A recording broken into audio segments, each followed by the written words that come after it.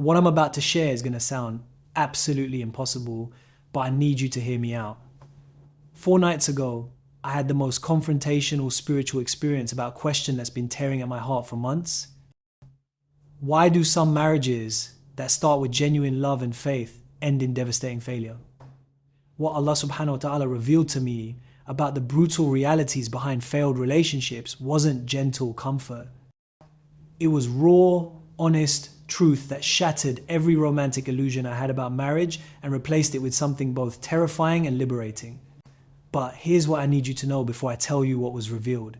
What you're about to hear about the real reasons marriages fail will make you question everything you believe about love, commitment, and whether your own relationship is built on solid ground or beautiful lies.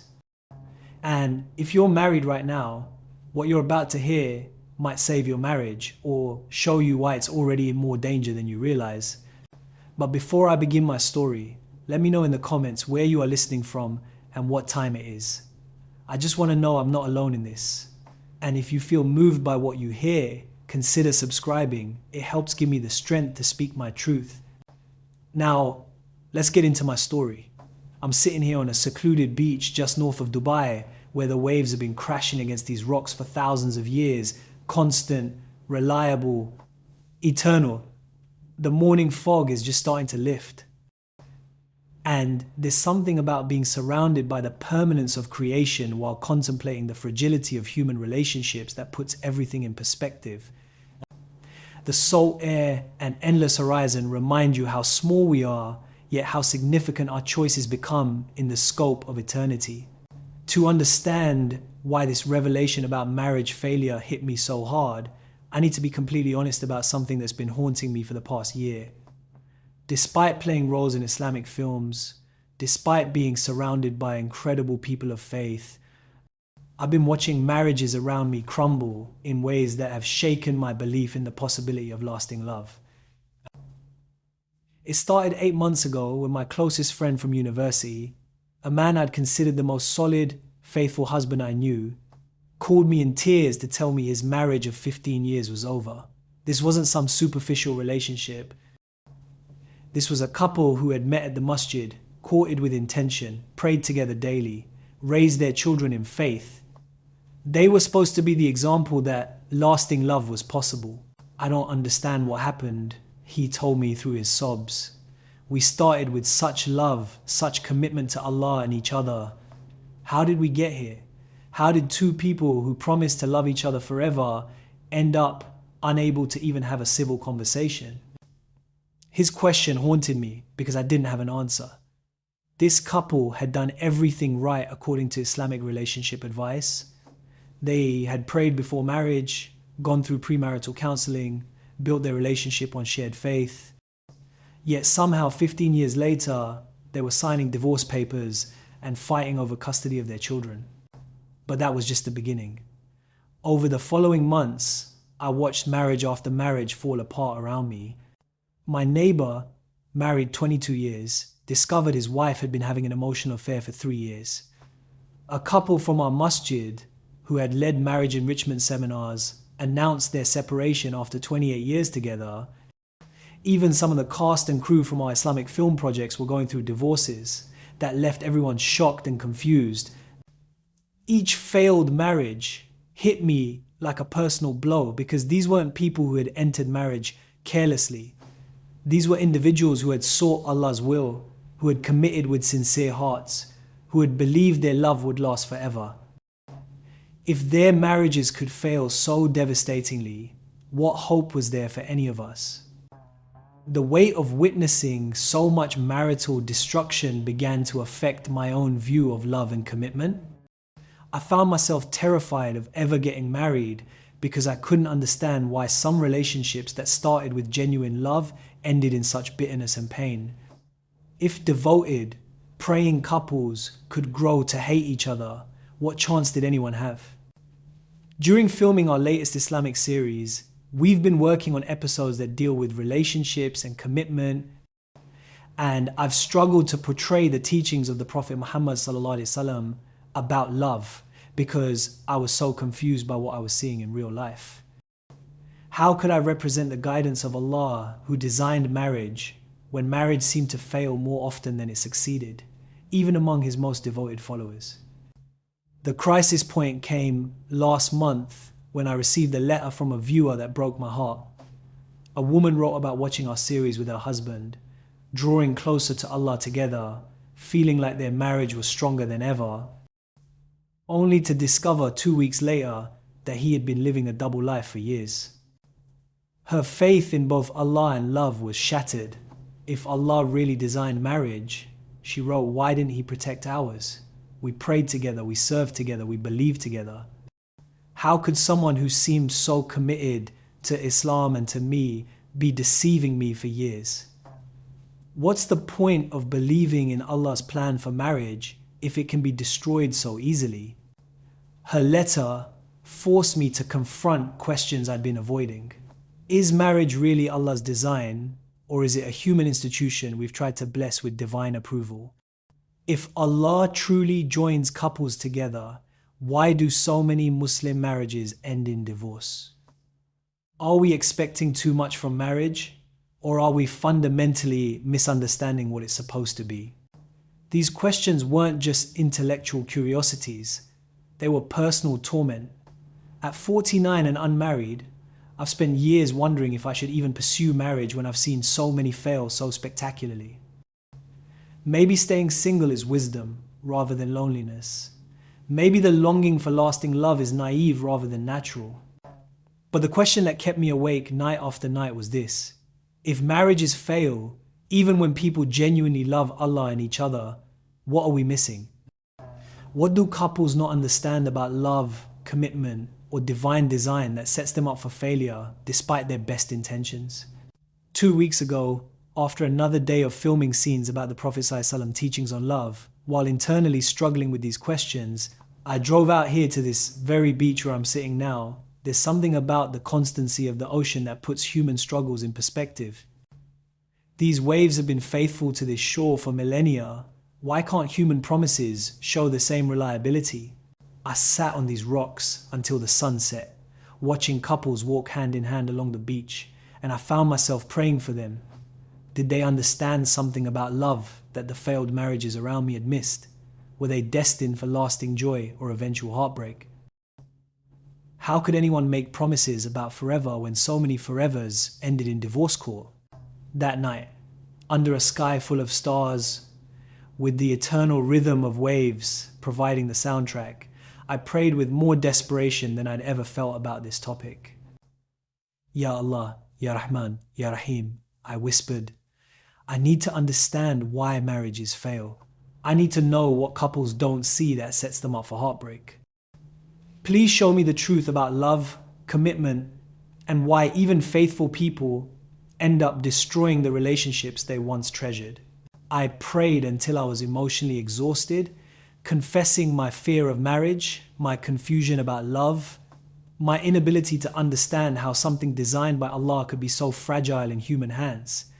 As the waves crashed rhythmically against the shore, I felt this growing sense that I was about to receive an answer that would change everything I thought I knew about relationships. The beach grew incredibly still despite the constant motion of the water. Even the normal sounds of seabirds and distant traffic seemed to fade until there was only the eternal song of waves and this overwhelming sense of divine presence settling over the entire coastline. Then, in what felt like both an instant and eternity, I found myself transported into the most intense spiritual experience I'd ever had. I was still on the beach, but it was somehow elevated into a realm where eternal truths could be communicated directly to the human heart. The presence of Allah subhanahu wa ta'ala was palpable around me, not in any physical form, but in the profound wisdom that began flooding my mind and heart. This wasn't the gentle, comforting experience I was used to.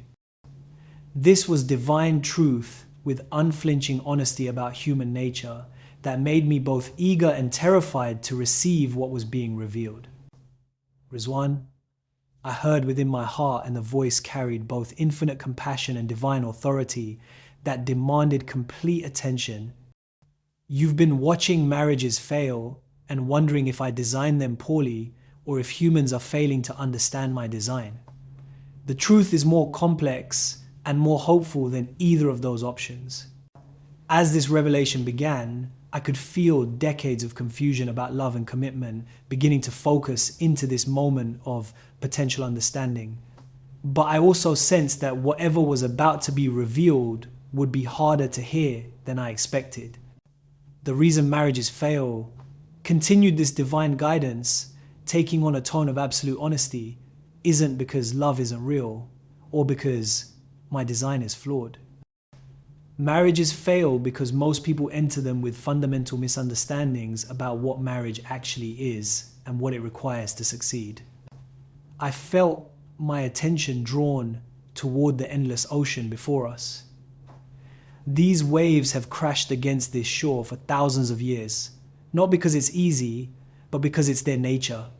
Marriage was designed to last forever, not because it would be effortless, but because it would transform both people into who they were meant to become through the process of choosing love when it's difficult.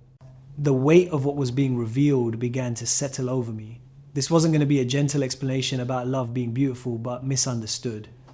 This was going to be a confrontation with hard truths about human nature, selfish desires, and the gap between what we want marriage to be and what we're willing to do to make it succeed. Are you ready to hear the brutal truth about why marriages fail? I felt asked of my heart with an intensity that made it impossible to turn away. Because what I'm about to show you will destroy every romantic fantasy you've ever held about love.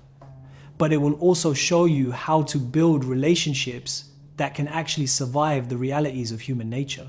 But here's what will shock you most about marriage failure. The number one reason has nothing to do with incompatibility, falling out of love, or even infidelity.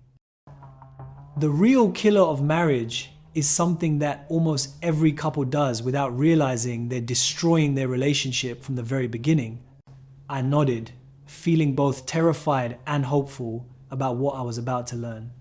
I knew I was on the verge of receiving revelation that would either devastate my remaining hope for love or provide the roadmap to relationships that could actually survive the test of time and human weakness. As I stood on that spiritual beach where eternal truths could be spoken without the filters of human comfort, the atmosphere around me intensified with the weight of what was about to be revealed. The waves continued their eternal rhythm, but now I could sense that each crash against the shore was echoing the harsh realities being prepared to share about human relationships. Rizwan came the divine wisdom, carrying both infinite love and unflinching honesty. The first brutal truth about marriage failure is this: most people don't enter marriage to serve their spouse. They enter it to be served. They're looking for someone to meet their needs, fulfill their dreams, complete their happiness, rather than someone to love sacrificially for a lifetime. The words hit me like a physical blow because I could immediately see the truth in every failed marriage I'd witnessed.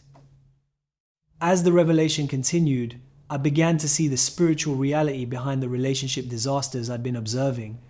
In an instant, I could perceive the hidden motivations behind couples' wedding vows. Instead of two people promising to serve each other, I saw two people essentially signing contracts for what they expected to receive. Emotional security, physical attraction, financial stability, social status, personal fulfillment. Every marriage that begins with, "What will this person do for me?" is already doomed. The divine guidance continued, its tone becoming more intense. Because when the other person inevitably fails to meet those expectations, and they will fail, because no human can be another person's source of complete happiness, disappointment turns to resentment. Resentment turns to contempt, and contempt kills love. I watched in horror as I was shown the internal progression of couples who had started with genuine affection but had built their relationship on mutual need rather than mutual service. The moment one person felt their needs weren't being met, the entire foundation cracked. But what was revealed next shocked me even more. The second reason marriages fail is that people confuse emotional intensity with love. They mistake the chemical rush of attraction, the excitement of pursuit, the dopamine high of new relationship energy for the actual commitment that sustains marriage through decades of ordinary life. I was shown couples in the early stages of relationships completely intoxicated by feelings they mistook for love. This isn't love, the divine wisdom explained as I watched people making life-altering commitments based on temporary emotions. This is infatuation, attraction, chemical bonding, all good things, but not the foundation for lifelong commitment. Real love, the revelation continued, is a choice you make when you don't feel like it. It's serving someone when they're not serving you back. It's choosing their good even when it costs you something. Most people divorce the moment they stop feeling in love because they never learn what love actually is. The third truth was even more devastating. Modern marriage fails because people expect their spouse to be their everything: best friend, lover, emotional support, entertainment, spiritual guide, business partner, co-parent, and source of personal fulfillment. No human being can carry that weight without breaking under the pressure. I saw marriages collapsing under unrealistic expectations, spouses feeling suffocated by partners who demanded they fulfill every relational need, individuals losing themselves in trying to be everything to another person. Marriage was designed to be one important relationship among many, the divine wisdom explained. When you expect your spouse to meet every need, you create a pressure that destroys the very connection you're trying to preserve.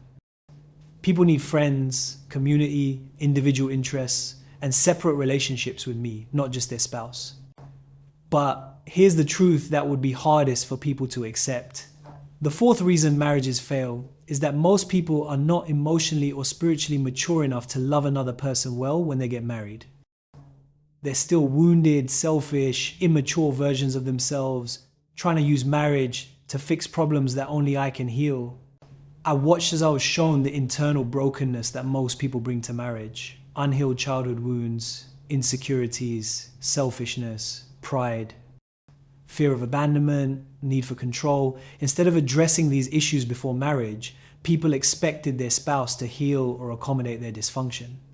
You cannot give what you do not have, came the divine wisdom with heartbreaking clarity. If you don't know how to love yourself in healthy ways, if you haven't learned to find your identity and worth in me, if you're still carrying deep wounds from your past, you will damage your marriage, no matter how much you care about your spouse. The fifth reason marriages fail was perhaps the most shocking. People divorce because they prioritize their own happiness over their commitment to love. The moment marriage becomes difficult, uncomfortable, or requires sacrifice, they choose their immediate comfort over their covenant promise. I saw couples abandoning marriages not because of abuse or betrayal, but simply because they were no longer happy, fulfilled, or excited. Happiness is not the purpose of marriage, the divine guidance said firmly. Growth is the purpose. Becoming the person I created you to be through the crucible of committed love, that's the purpose. But we live in a culture that worships happiness and personal fulfillment above all else. So when marriage requires sacrifice, compromise, forgiveness, or putting someone else's needs first, people think something is wrong, rather than understanding that something is working exactly as designed. The sixth truth cut deeper than all the others. Most marriages fail because people don't understand that successful marriage requires the death of your single self. You cannot remain the same person you were before marriage and expect the relationship to thrive. Marriage demands transformation, and most people resist change even when it would save their relationship. I watched couples fighting to maintain their individual preferences, habits, dreams, and independence, while wondering why their marriage felt like a constant battle. Two people cannot become one flesh while insisting on remaining two separate people, the divine wisdom explained. Unity requires surrender, and surrender terrifies people who have been taught that their individual happiness is the highest good. But here's what was revealed as the most tragic reason marriages fail, and this one made me weep. The seventh truth is that many couples give up on their marriage just before the breakthrough. They divorce during the difficult seasons when their relationship could have transformed into something extraordinary if they had persevered through the pain.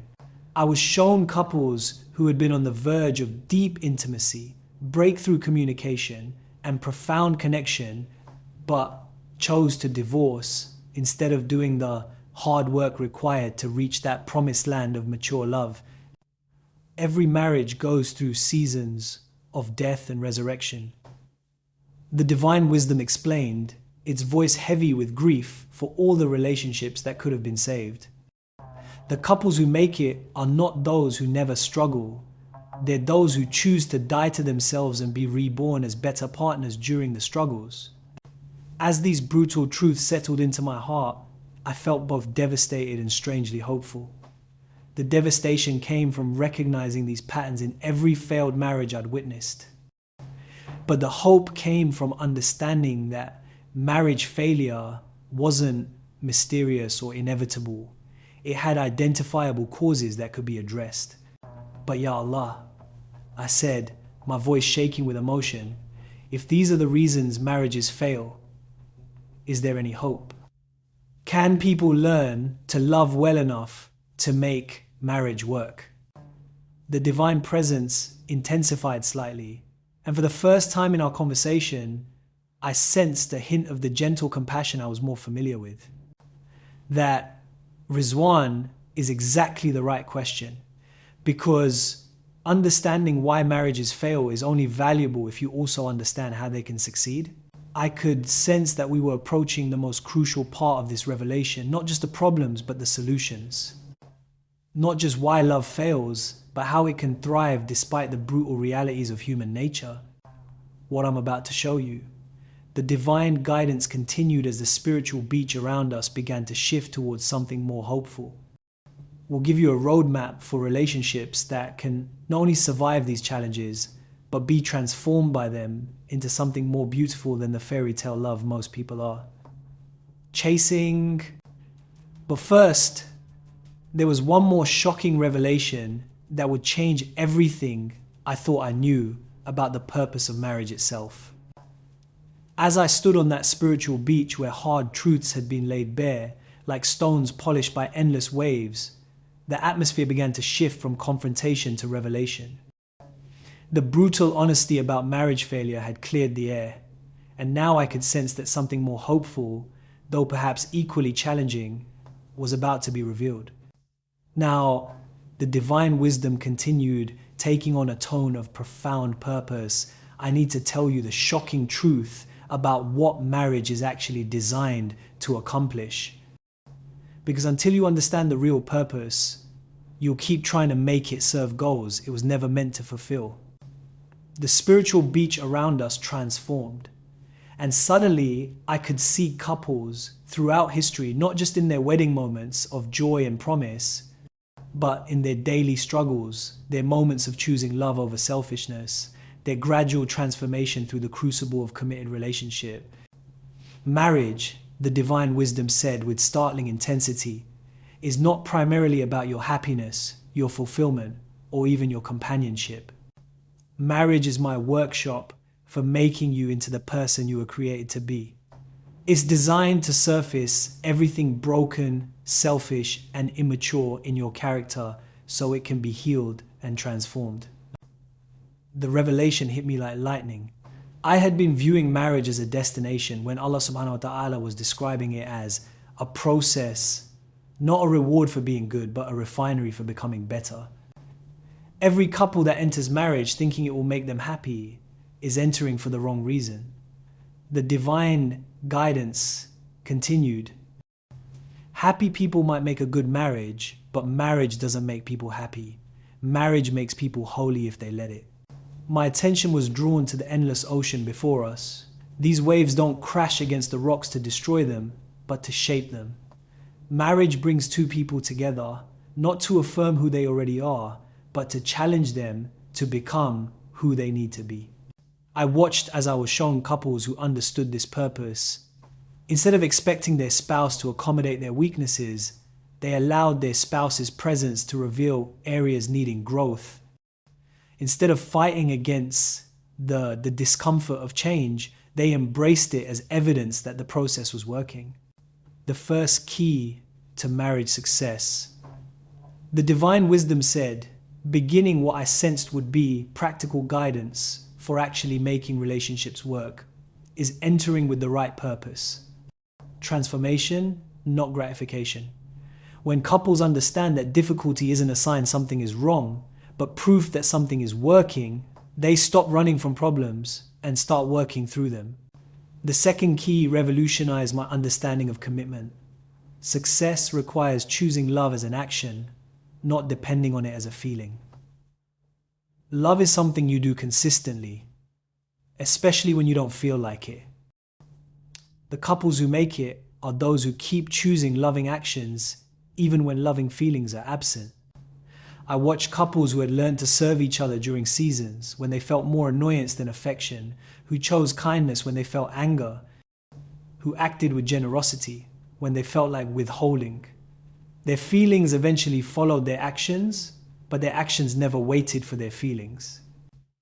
The third key is understanding that your spouse is not your enemy. They are your partner in growth. When they point out your flaws, challenge your selfishness, or fail to meet your expectations, they're not attacking you. They're providing opportunities for you to become more mature. This reframed every marital conflict I'd ever witnessed. Instead of two people fighting against each other, I began to see two people fighting together against their own immaturity, selfishness, and brokenness. The fourth key, the divine guidance continued, is learning to meet your own needs appropriately so you can love your spouse freely rather than needily. You get your identity from me, your emotional security from relationship with me, your sense of purpose from serving my creation. Then marriage becomes a place to give love, not desperately seek it. I saw couples who had learned to fill their emotional tanks through spiritual practices, friendships, personal growth, and service to others. They came to their marriage as whole people offering their fullness rather than broken people demanding completion. The fifth key is accepting that marriage will require the death of your single self, your unlimited freedom, your total independence, your right to always have things your way. But what dies is only what was keeping you from experiencing real intimacy. The couples who thrived had learned to see this death not as loss but as liberation. Freedom from the prison of selfishness into the joy of genuine connection. The sixth key is understanding that forgiveness isn't just for big betrayals, it's the daily maintenance of love. Every day you must forgive small disappointments, minor irritations, unmet expectations. Resentment is love's cancer, and forgiveness is its cure. I watched couples who had mastered the art of letting go of daily hurts before they accumulated into major damage. They understood that holding on to offenses was like drinking poison and expecting the other person to die. But here's the seventh and most crucial key. The divine wisdom said, rising with passion. And this is what separates marriages that merely survive from marriages that truly thrive. Both people must be committed not just to the relationship, but to their own spiritual and emotional growth. I was shown couples where both people were actively working on becoming better versions of themselves through therapy, spiritual disciplines, personal development, learning better communication skills. Their marriage was strong because both individuals were growing stronger. When both people are committed to growth, marriage becomes a dance of two people helping each other become their best selves. When only one person is growing, marriage becomes a burden. When neither person is growing, marriage becomes a prison. As these keys to marital success settled into my understanding, I felt both hope and intimidation. Hope because I could see that lasting love was possible, but intimidation because it required far more intentionality and maturity than most people brought to marriage. But Ya Allah, I said, what about couples who are already struggling? What about marriages that are already failing? Is it too late for them? The divine presence filled with compassion and determination. It's never too late if both people are willing to start over with the right understanding. Some of the strongest marriages I've seen are ones that nearly failed but were rebuilt on the foundation of transformation rather than gratification. I was shown couples who had separated, divorced, or been on the verge of ending their marriages but had learned these principles and rebuilt their relationships from the ground up. Their second attempt at marriage, sometimes with the same person, sometimes with someone new, was radically different because they were radically different.